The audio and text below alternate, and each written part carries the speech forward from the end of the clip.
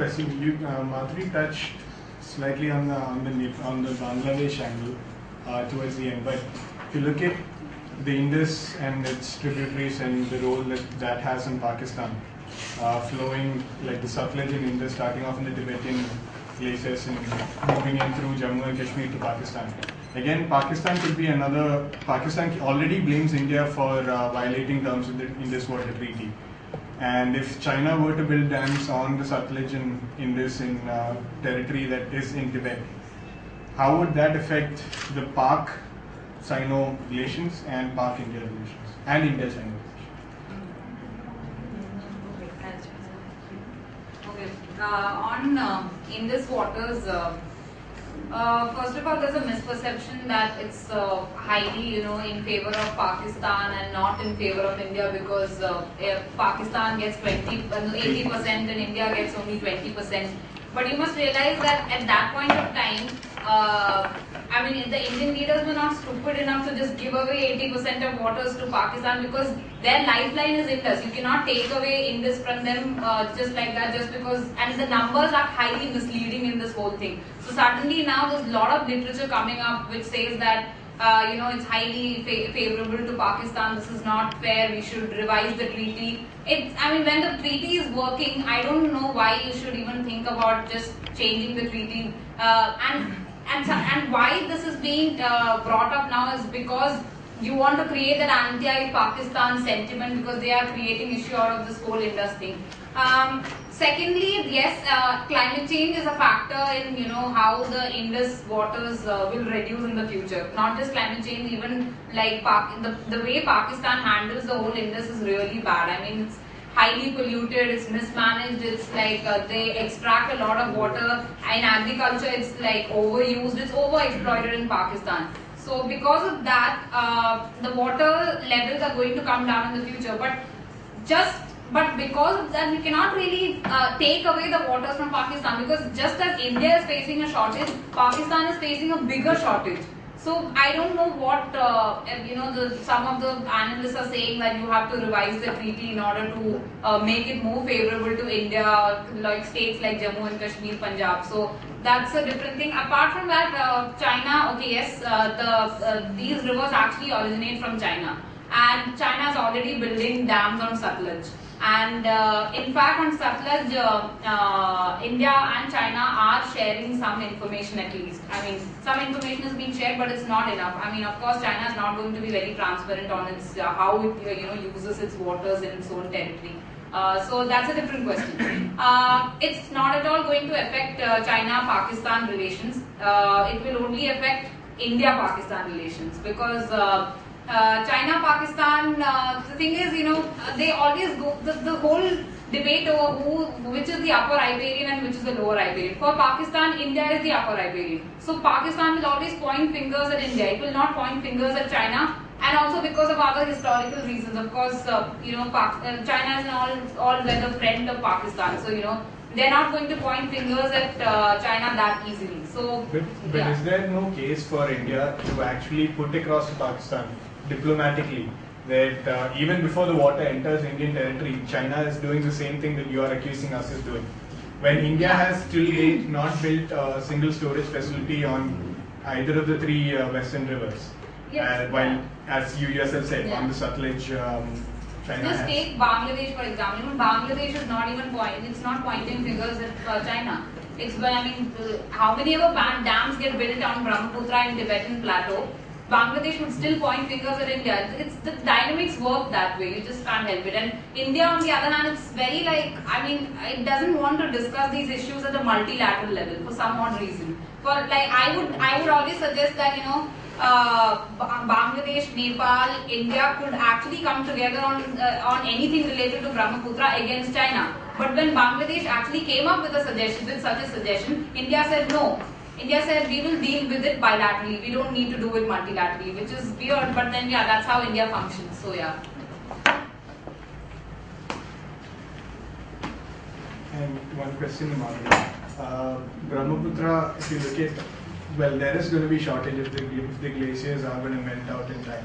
But before that does happen, there is the case where the melting would actually result in more water coming through the Brahmaputra than there is now.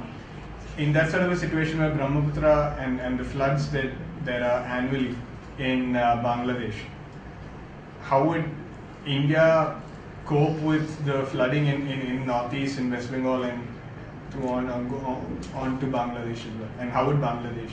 The only solution to this is have proper ties with China. I mean, to have proper ties with China, and also the other aspect is that preparing beforehand regarding the disaster. I mean, disaster management. They should have proper disaster management policy, so that they can be well prepared before the disaster happens.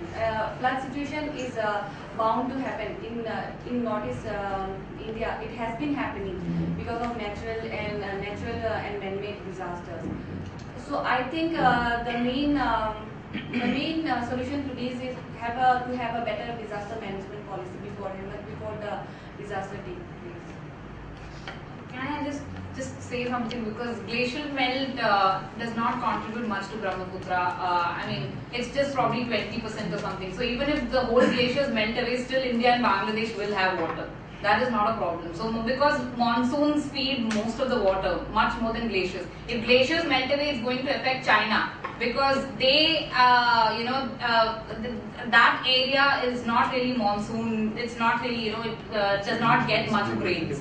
So India and Bangladesh are not going to face any problems, even if the glaciers melt away completely. And secondly, glaciers melting away completely itself is a big issue. I mean, I don't know, that's again, there's a lot of things to actually talk about, and science itself is highly problematic. So I don't know if you can say confidently that glaciers will melt.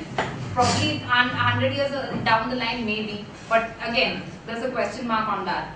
So yeah, that's what I would like to say about it. One related question: if 80% water actually originates from Indian side, so why should we bother about having any cooperation with China on this issue right now? The thing is, yeah. Yeah.